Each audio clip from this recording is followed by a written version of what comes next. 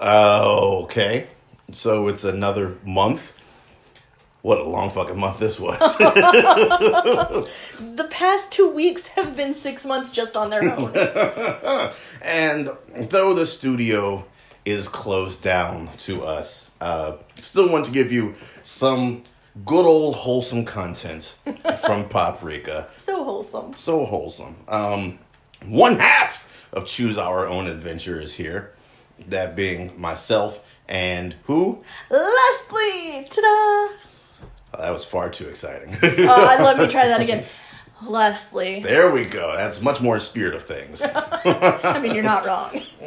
We're going to give you... So this isn't a full Choose Our Own Adventure. This is more of a side quest. What we got going on here. So hopefully we don't have too many of these coming up in the upcoming bits of business. And this is being released to everyone out there in Paprika world.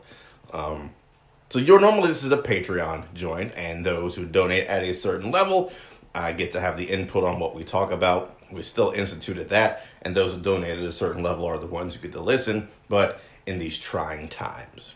Figured it'd be nice for a little free content for everybody. What do you think? I think it's a fantastic idea. I also think it's a fantastic idea because I thought of it. Of course. Then again, I've thought of many ideas like, well, that's shit. So are you ready to get into this here? I will do my best. Okay, then. Let's kick this bad boy off. I guess we'll start with Shannon.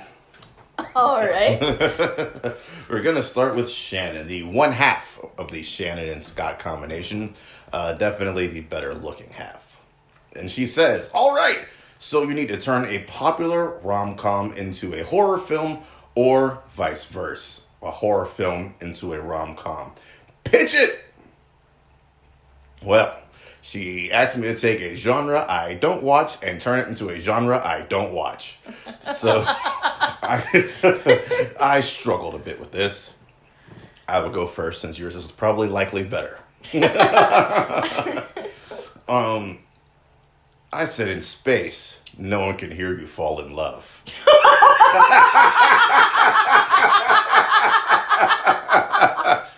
I mean, I guess. Yeah. So the alien wasn't doing all that killing because that was its sole bred purpose. The alien was clearing the board to make sure Ripley only had eyes for the alien. This is an interspecies love story. Not just interstellar. Yes, and look at that. 2 minutes in, we've got the title for this episode. An interspecies love story.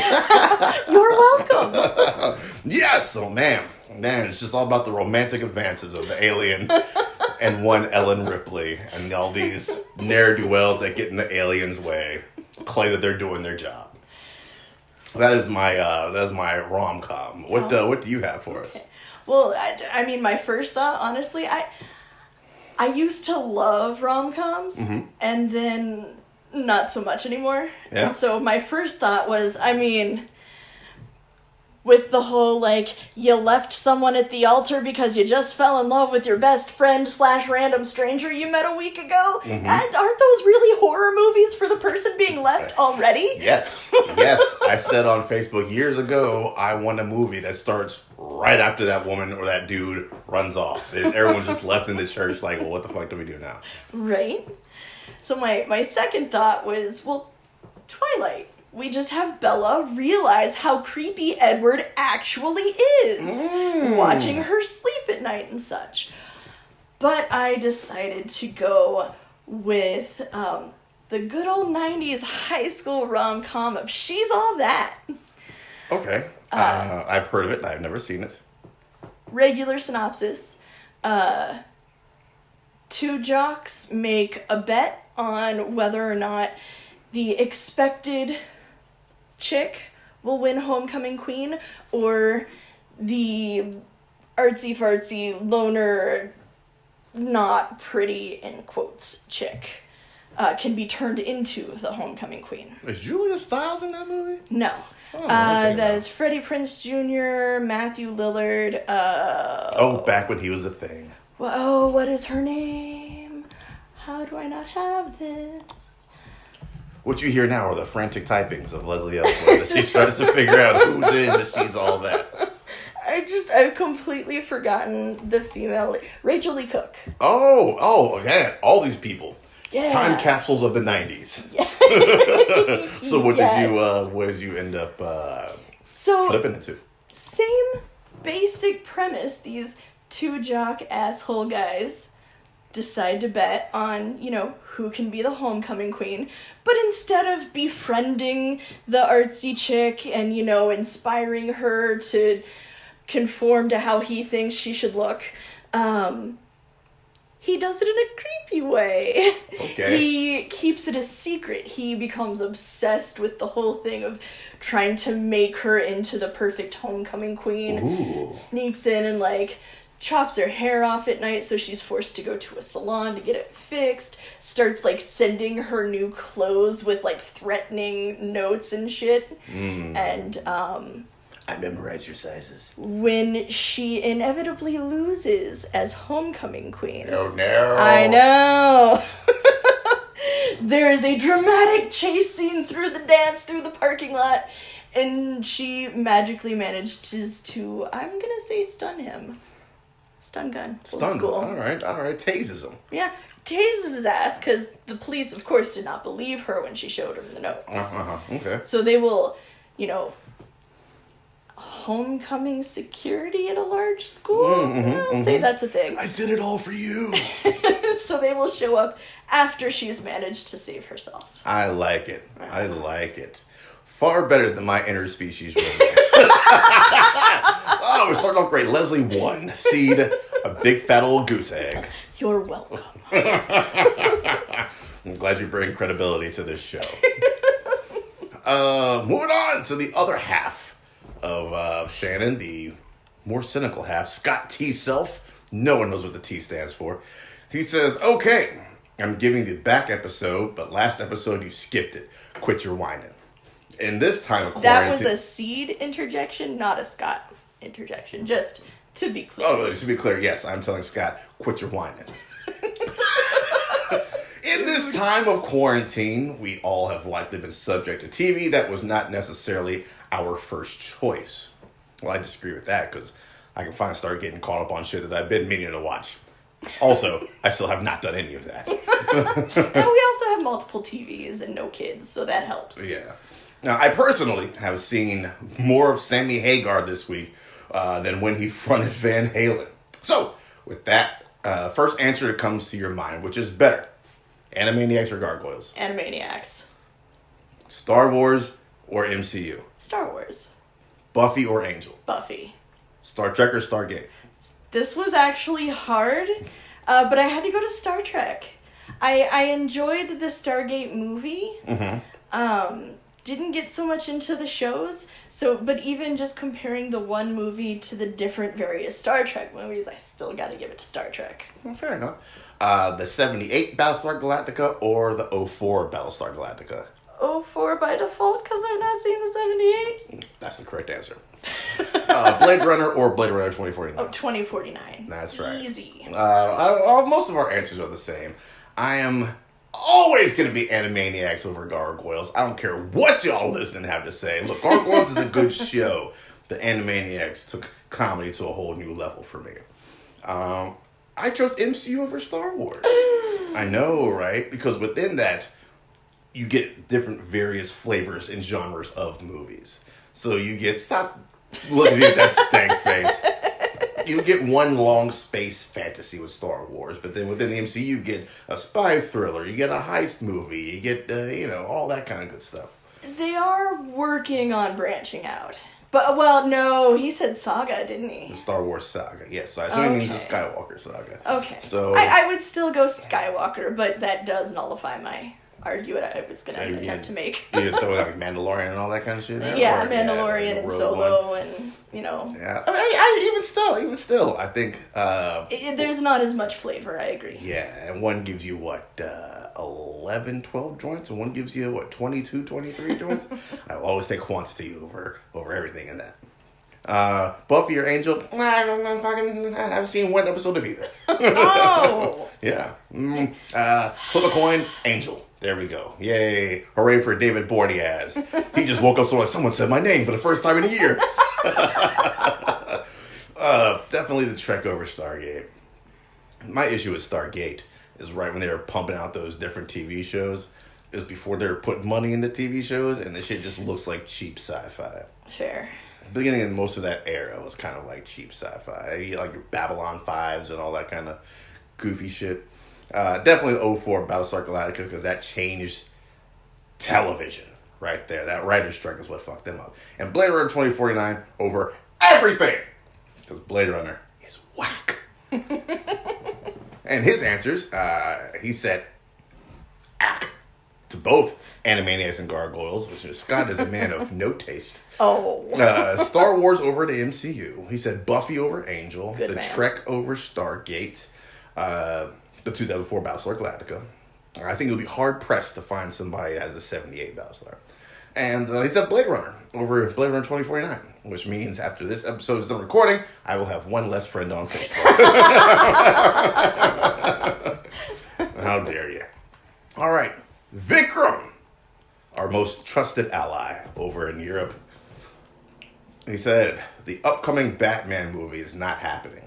You've been tasked to find new cast members and a new director. Which villains show up in the movie is up to you. I'll go first with this one. Oh, good. Y'all can laugh at my choices after you get his. We haven't pitched anything in a while, really, have we?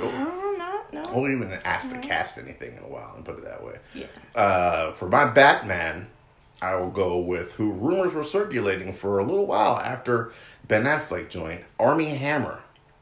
Okay. Yes. Okay. There was a rumor for a bit that he was going to be the next Batman. I think he's like 6'5", so he's got that imposing frame. You know, he can strike fear into the hearts of people. Okay. My Alfred is Jim Broadbent. You ever heard of that name? Oh, yeah. What? Yeah. Yes, he plays Professor Slughorn in Harry Potter. Well, there you go. Yes. He has that, like, I've seen him get a little bit nasty at times, but he's also projected, like, that grandfatherly quality, which I kind of expect out of my Alfreds. I think the first film I actually saw him in was Moulin Rouge. First film I remember him popping up in that I constantly like, hey, that's Jim Broadbent, was Cloud Atlas. And then looking at like his filmography, I'm like, oh, I've seen him in other things before Cloud Atlas. But in Cloud Atlas, he's an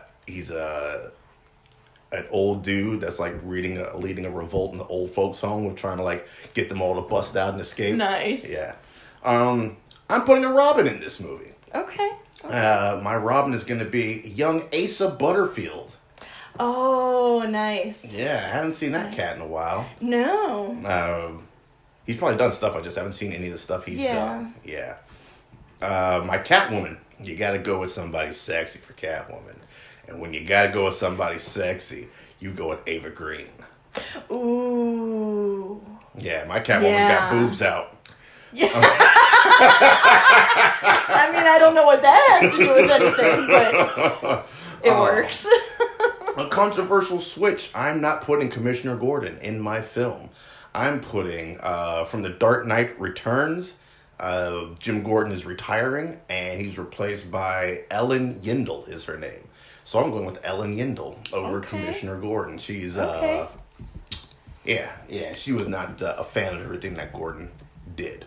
And for Ellen Yindel, I'm putting Charlize Theron in that role. That way we can get ourselves a good I don't take, because she's very much an I don't take shit from nobody type character. And Charlize Theron just oozes and radiates, I don't take no shit from somebody. Because I highly suspect Charlize Theron don't take no shit from nobody. And as far as some villains, put some villains in there. You gotta have like the these days the superhero joints gotta have like the main dude and like the not quite main dude. My not quite main is a character called Solomon Grundy. It's this big hulking dude who lives in the sewers. And that's gonna be Dave Bautista. Okay. Get Dave Bautista some more work because he's growing to be a very good actor. And then my main character, because I did not like how they portrayed him in Birds of Prey, I'm bringing back my man Black Mask. Just a straight thug. Mobster with some aspirations of being a bigger mobster. And I'm giving it to Sam Claflin. The Okay. Finico Dare, I think is what it was. Yeah. Yeah. Make him a little bit young, so he's still Okay.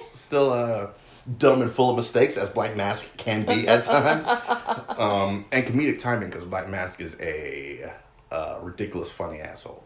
This is to be directed by the Softies, the same cats who did Uncut Gems. So my Batman is going to be frantic and confusing and stressful at all times. That's my Batman joy. What do you have, ma'am? All right. I'm gonna start out with Batman, played by Chris Evans. Chris. I didn't see this coming. Nope. Okay. All right. Captain Batman. Pretty much. Just thinking jawline, you know. Okay. And I was thinking of it from the point of view of who can play a kind of smarmy playboy for Bruce. He definitely kind of was that Knives Out. Exactly. And I figure you can adapt his Captain America to be a more dour that's one way to put Batman. Right on. Leading lady, we're going with Vicky Vale. Oh, Vicky Vale. Vicky Vale, played by the oh so lovely Jessica Chastain. I'm with it. I can absolutely see her as a no-nonsense reporter who's pushing to get that story. Oh, all right. I can get down with that. That will be not the last time Jessica Chastain comes up on this show. Well, all right. For Alfred, we're going to go a little bit on the creepy side with Bill Nye. Okay. I fucks with Bill Nye. Well, my first thought was Michael Caine, and then I was like, wait, no, he actually has done that before. You told me I couldn't do that, so. Bill Nye was my favorite part of Emma. Okay. What I stayed awake for. Oh, good to know, good to know. I think I went from watching him in Underworld, where he plays, the evil vampire guy, Victor. to, yes, Shaun of the Dead, where he plays the, goofy stepdad guy. Yeah. So sorry, Philip. Wow. I, too, went in a slightly different direction for Commissioner Gordon. Macaulay Culkin. Frances McDormand. Oh, man. Both our commissioners ain't taking no shit. Gemma Gordon. Gemma Gordon. All right. Yeah. I fucks with it. Yeah, because exactly. She takes no shit. Yeah. Yeah. She's going to be that hard ass in that position who's willing to do what it takes to get shit done. Right on. I dig it. Yeah. For the villains, I decided to go with Firefly and Lady Firefly. Alrighty. And not gonna lie, the Firefly was a bit of a last second addition, but I like it. So initially I wanted Lady Firefly, played by Bex Taylor Klaus. If you don't know who Lady Firefly is, got this whole flame retardant suit, jetpack, and dual flamethrowers and stuff. Right on. Kick ass. And then to play Firefly. So Lady Firefly will still be kind of the main. Uh-huh. But their mentor will be Firefly, played by John Barrowman. Oh, which is, okay. They were actually both in the TV show Arrow. For the Arrowverse. And I keep think it in the they play well DC together. family. Yeah. Right on. And who's going to direct your business? Oh, Doug Liman. Doug Liman! Doug Liman did Edge of Tomorrow. Edge of Tomorrow, did Born Identity. Yeah. I wanted somebody who had, a bit of action under their belt. And I think, as much as I am not a Tom Cruise fan, Edge of Tomorrow does a good job with action and plot. Goddamn right it does. Excellently done. Well casted. Moving on to Duquan Grady Swint, aka C2.0, aka C2020. This month for Choose Our Own Adventure, I think for side quests, I think we should take it back to an old favorite, a good old post-apocalypse. In lieu of COVID-19, which apocalypse scenario do you find most entertaining? He says, I for one love a good old zombie apocalypse, and I've made peace with the fact that I would not survive it for long anyways. What's your favorite post-apocalyptic scenario? Or what causes our apocalypse, I guess? When I go for movies, usually I'm the same. Give me a good zombie apocalypse. Yeah? Give me those crazy ass monsters, whether they're, the slow zombies or the fast zombies, what have you. Show me a group of people, having to make those hard decisions and bashing in some zombie skulls. I'm happy. When it comes to books, I lean more towards more of a pandemic type of apocalyptic thing, like The Stand by Stephen King, or one that I don't know that I've ever heard more than like 3 people talk about, Earth Abides by George R. Stewart. Mm-hmm. It's pandemic, and it focuses on this one guy, and he's actually like out on a camping trip and manages to survive, and when he's coming back to society, to the cities, everything's like, people are already dead, everything's already shut down, and only, a few people survive. And so they like break up. There end up being, small communities of people, and it talks about how he tries to teach them the importance of like learning how to make bow and arrows and learning how to hunt and that sort of thing. Just unlocking it. Yeah. The same thing just happened to Jared Leto.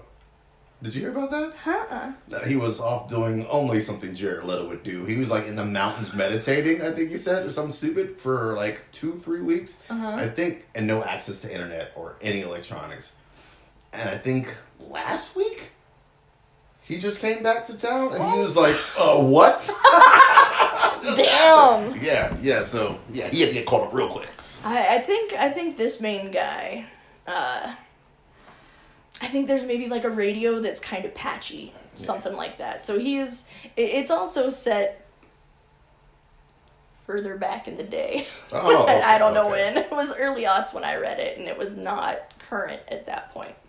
But yeah, it sort of attacks the story as, what things would we try to learn, and what are the new dangers? Like, people showing up who weren't part of your society, your little group, bringing in illnesses that you are no longer have antibodies for and stuff, and prepared to fight off. Yeah, it's really good. Right on.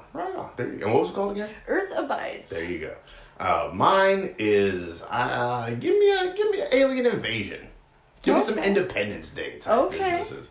That way, you remember in Independence Day, the one dumbass lady who was going to the party?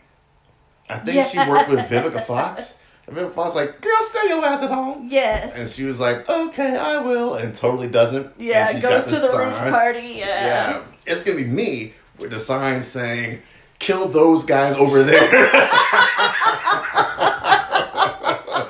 Just latitude and longitude of like North Korea. They're over there. They're the ones causing us all. Give me an old alien invasion. Okay. I think I could survive that for a while. For a little while. Oh yeah, if we're talking about surviving, I don't survive a zombie apocalypse or a pandemic. I'm asthmatic and shit. This is bad all around. Yep. Okay. What else we got here? So Ryan Elliott continues his love of Katie Sackhoff and asks us to just, I put the message out there. Hey, give him your topics, and his literally just says the career of Katie Sackhoff. No questions, no specificity, just the career of Katie Sackhoff. And I did some research on the career of Katie Sackhoff, and I learned one important thing. What is that one thing? She should stop doing movies. Oh. Stick to television, where you're much more successful. You look at her filmography side, I'm like, I've never heard of this movie. Never heard of this movie. This is a clunker. Never heard of this movie. But you look at her TV side, and it's like she was Starbuck, one of the greatest characters on one of the greatest sci-fi shows. She did Longmire for something like 7 seasons. You know, some longevity there. She did Another Life, too. We're not going to talk about that shit. She did 24 as well. And she was on 24, too. Yeah. I think she's had much greater success on the television side of things than on the film side of things. See, you say that. And I don't necessarily disagree, but there are 2 films on my list, one of which might be that was garbage or whatever you said. She played the mother in a little, I think it was an indie horror movie, Oculus, about a haunted mirror. Karen Gillan. Yeah. I really liked that movie. I thought she was fine in it. Right on. She was not the star, so but I thought she did fine. And then I don't care what you say, I love Riddick, and I thought she was great in it. As soon as I read the career of Katie Sackhoff, the second thing that came to my head was Riddick, and I was like, oh boy, oh. I fucking love that movie. Not watching that shit for research. No, well, see, and I hadn't. So I was late to Battlestar Galactica and everything. My first introduction to the name Katie Sackhoff was The Katie Sackhoff Show. When they were, people kept suggesting her during fan casts of Game of Thrones for Brienne, which does not work. At all. Too short and too pretty. Yes. Like, the 2 things Brienne really needs to not be. Right. Gwendolyn Chrisley glided by me at the Critics' Choice Awards, and I was like, that's a long woman. That's a long woman. Yes. Yeah. Yes. Yeah, so yeah, I like Riddick. Screw all of you who don't. I didn't realize that Dave Bautista was in that too. Yeah. Dave Bautista has come a long way. Much like The Rock came a long way. Yeah. Dave Bautista's also came a long, long way. Her name was also kicked around for Captain Marvel for a while, too. Okay. By this guy right here. Okay. I was very much the head of the Katie Sackhoff Captain Marvel fan club. I could have gotten behind that. I also could have gotten behind it. Yeah. Brie Larson's done a good enough job, so I guess we'll stick with her. Did you know Katie Sackhoff actually has done some voiceover work too? I'm not even going to try to say the name, but she did voiceover work for Star Wars Rebels and voices Sarah Hall in Call of Duty Black Ops 3 and 4. Blops! Yeah, the Blops one, I think I thought I knew at one point. Like, I read it earlier today, and I was like, it sounds like I knew that at one point. Yeah, now I gotta go back and play Blops to find out. There you go. There you go. Hey, man, voiceover work is not easy money, but it's easier than fucking acting.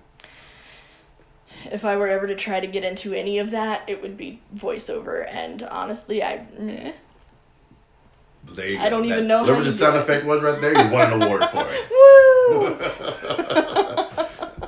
Do you think she's just been branded as, like, the tough gal? Has she done any softer roles? I haven't seen enough of her work. Because she's definitely the tough gal in Another Life. Yes, she is. Season 2 coming out soon. I would imagine she's fairly tough in Longmire. I would imagine so. Yeah, I don't know. I imagine she just wasn't- wakes up and eats drill bits for breakfast. And goes about her day. She wasn't quote unquote tough in Oculus. She was, scared pregnant lady or something. Maybe not Okay. pregnant, but All right, then. yeah, Right on. scared mom. She also did some voiceover for Robot Chicken. Yeah, she does. Yeah, she does. I forget what her character was, though. Bitch pudding. Well, there you go. 2 words I never thought I'd hear back to back. Bitch pudding. Yeah. Right on. All right, Ryan. That's enough of that. Brad from Thirsty Nomad. If you're living in the Charlotte areas, you can still go get cans and growlers filled at Thirsty Nomad today. Whenever I put this up. And from Brad, and I'm actually going to do that tomorrow, right after work. I put in my order. I think it's Wednesdays through Saturdays, so not tomorrow. Look, when you work for Nomad, Fine. you get some backdoor connections in there. I'll be going tomorrow. Well, for the rest of you Charlotte peeps who do not work for Thirsty Nomad, like me. Wednesday through Saturday, come by, get your growler filled. It's something like $5 for every 16 ounces or something like that. Anyways, go give him some money of yours. He says, what silly / ridiculous thing did you panic buy for being shut in? Mine's not bad. I bought 8 cases of 16-ounce cans when I had more than that on hand. I just bought them without checking on current stock, because that's Brad. I also applied for an SBA disaster loan that will certainly not get approved. And if it does, not in time to matter. If it does, I have no idea how we'd pay for it. Boy, that got dark and macabre. Please go buy something at Thirsty Nomad. We didn't panic buy anything, did we? No. 4 bags of Doritos? That's very logical. Maybe soup? We've got still a lot of cans of soup. We heard, I don't know if Lola's in the group. Lola, if you're in Paprika, hello. But I was keeping up with what she was going through in Italy. And so, it wasn't really news to us. It was like, okay, yes, this is going to happen because we're the U.S. and whatever. Yeah. So we slowly started buying stuff. Not really so much with the panic buying. Yeah, I'm trying to think. I don't think everything I bought was justified. I probably didn't need to buy, I think I bought enough soup that I could have it for lunch for 2 weeks, and that's never gonna happen. Yeah. I'm not gonna have... You just can't have soup every day for every meal. No. You can't get souped out that way. Yes. No, you don't want to be soupy. No. You don't want to be soupy. No. So moving on. Evan Peanut Butter says it's the end of the world and you gotta squat up. And I would like to point out that he put that in all caps. What's your team of fictional 5 that will help you survive? Remember, you may end up being stuck with them for a long time. Who do you have? I'm interested to see what kind of malarkey, shenanigans, and nonsense. It's so ridiculous. What's your 5 looking like? So, my first choice is very old school. You can't just have 5 Doctor Who's either. I don't have 5 Doctor Who's. Cool. Old school, alright. I got one old school in there. What do you got? MacGyver.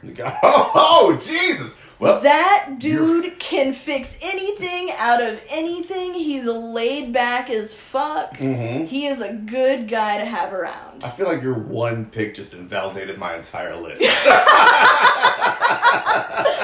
You're welcome. Well, again. shit. Leslie 2, Seed, a big fat old goose egg. Second, I went with Maggie from The Walking Dead. Interesting. She's intelligent. She can lead when she needs to. She's very good as a leader. She can also follow when she needs to. She's not gonna, quote unquote, be alpha and cause problems, that sort of thing. All right. She's tough, and she's good at improvising. I get it. I decided we needed some muscle, so I went with Valkyrie from the MCU. Plus, I think she and I would get along really well. Okay.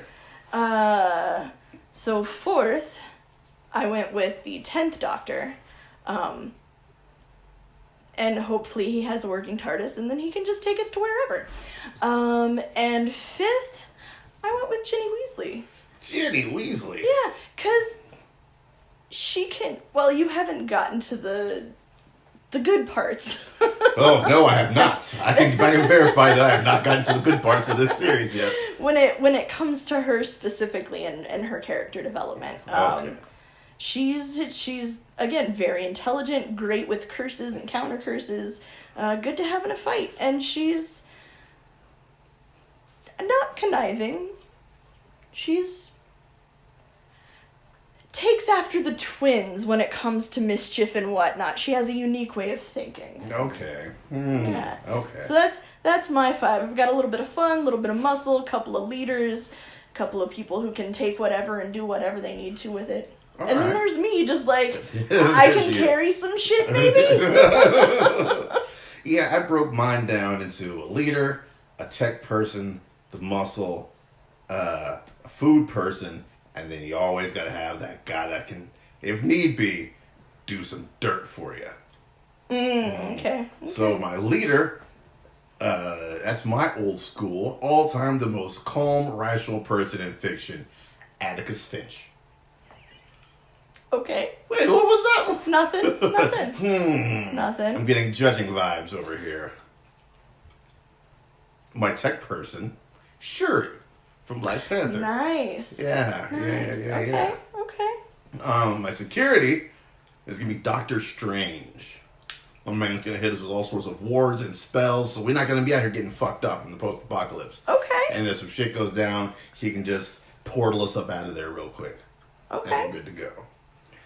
Food is very important, I thought. Maggie Green from The Walking Dead. Nice. Yes. Yeah, she's gonna make sure she learned her farming whatnot from Herschel. Yeah. Make sure we get our food supply going good. We make sure I get my vegetables ate. There you go. And then keeping in that same vein, the guy that has to do some dirt sometimes, who better than Shane? Fuck because Shane. Shane was right. Shane was crazy. But he was also right. No, he would. Had he lived, he would have just no. He was crazy. I do not disagree, but he was also right.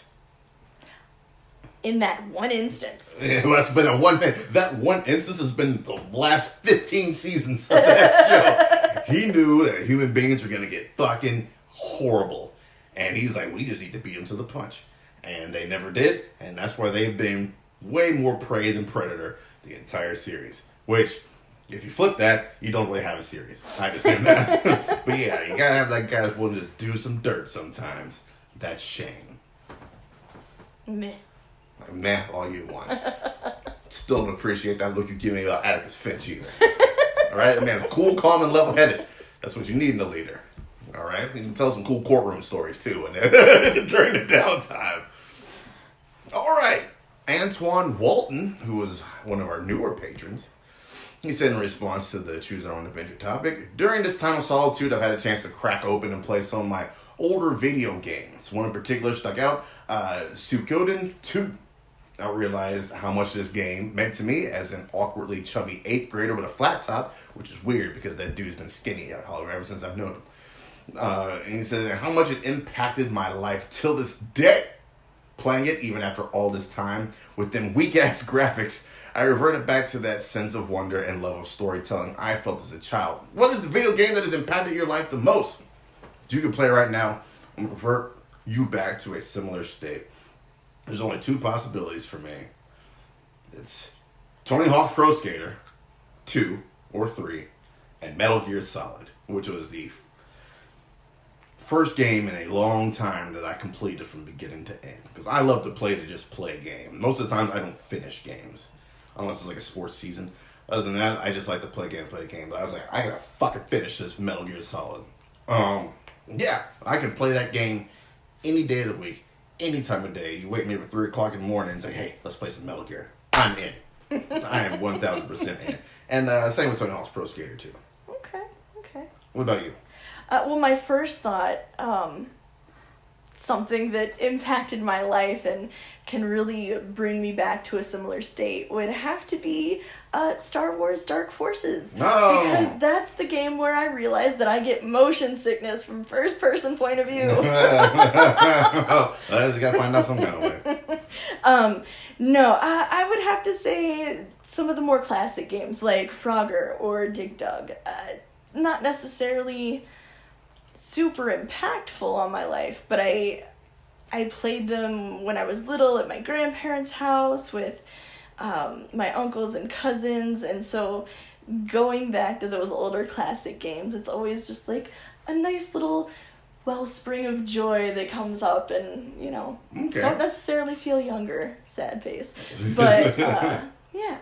All right, right on. And to round it out, man, we got two clowns that also gave us some questions. The other two hosts of this show, Mr. Jermon Jackson and Brian Martin. We'll go with Brian's first. He says, you're stuck indoors during a pandemic and can only have access to one streaming service. Which service would you pick and why? I go Netflix. Of course it's Netflix. Of course. You mean so you didn't even pick something else so that we could have two? Oh, my bad.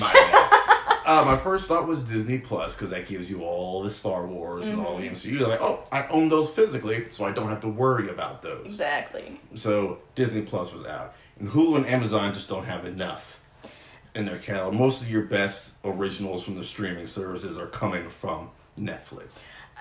That's pretty simple. Well, I did not consider Disney Plus. Damn! You realize we do have it right here. I know. Okay. I know. Okay. But it doesn't break Netflix. Netflix. What about Pluto TV? No. We're sorry, Cheap Man's TV. I tried. No, but Netflix, like you said, it has great original content and just, I mean, pretty much just the library of stuff that it has. It has a shit ton of stuff that I love, that I've watched before and can watch again, and it's still got a ton of new stuff that I haven't watched yet and need to. So, Hulu, I like the shows that they've put out, but there's just not enough. Okay. If I go to Hulu, I'm usually looking for a movie. All right. Yeah, some sort of random movie.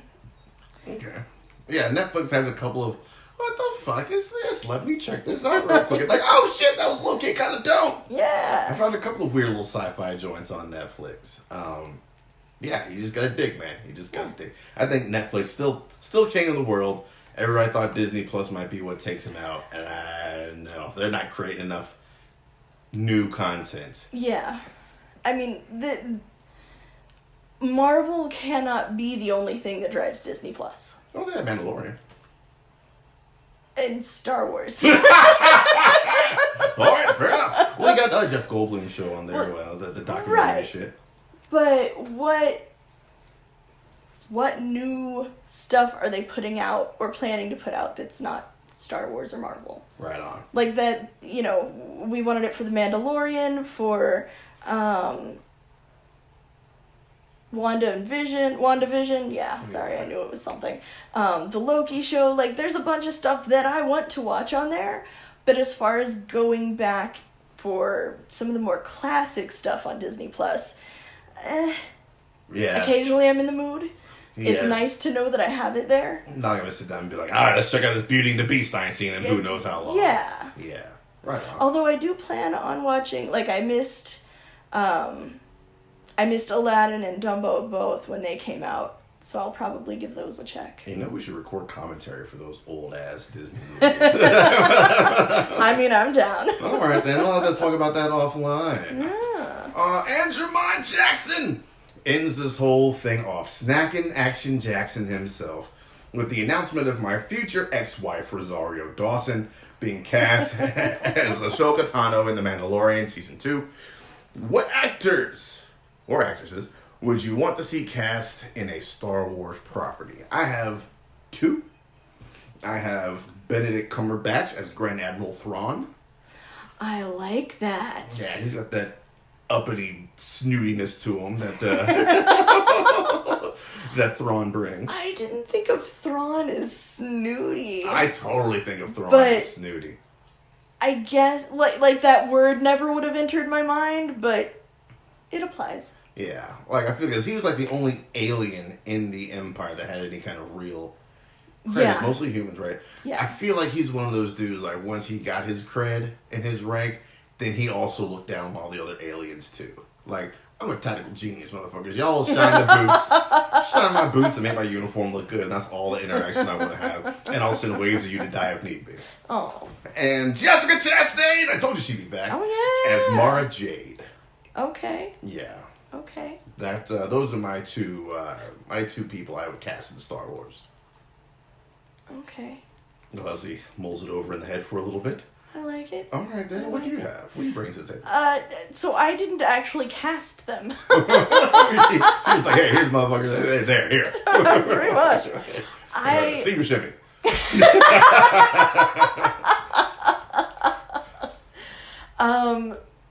My first choice would be Colin Morgan as pretty much anyone. Who? Merlin. Oh. He's also in the BBC show Humans. I don't know. He's done other stuff, but I didn't type it out. All right. It's not in my notes. But no, he's one of my favorite actors, and I feel like he's a very versatile actor. I think he could, I would like to see him in that world. And then I'd love to see Tessa Thompson. Possibly as a bounty hunter type. Star Wars in it. I like that. I can get down with that. Yeah. Like, she's another one that I feel like she would kick ass at any role she does. She's fantastic in the MCU. She's fantastic in Annihilation, which is a completely different character. I know, she's devious as fucking Westworld. Yeah, too. Like, she's got amazing range. I would love to see her in Star Wars. All right, then. Good choices, man. Good choices. What are you nerding out on these days? Elder Scrolls Online a bit. And, what else I've been doing? Not really nerding out, coloring books. So one of my conundrums in, staying inside with my asthmatic self, is how to stay busy without necessarily getting my brain super tired. And so, I enjoy artwork anyway. But adult coloring books and such, it's something that I can really focus on and without having to actually think. So I get that nice little... You just turn the brain off and do your thing. Yeah. All right. Like, there's no boredom. It's, it's a little bit of thinking, but it's not involved thinking. Fair enough. Just a nice break. For me, my continued year and some change long quest of reading the Bendis Avengers run. I'm almost towards the end. I'm 2 more major events away from being all said and done. And after that, I'm not going to know what to do with myself. That's been the only answer I've given on this damn show since it started. But this is a new show, Side Quest. Yeah, yes, this new show, Side Quest. That's definitely not Choose Our Own Adventure at all in any way, shape, or form. If you are listening and you own the rights to Choose Our Own Adventure, don't sue us. Yeah, so that's it. The Bendis Avengers run, which I will be done with probably not by the next one of these. What?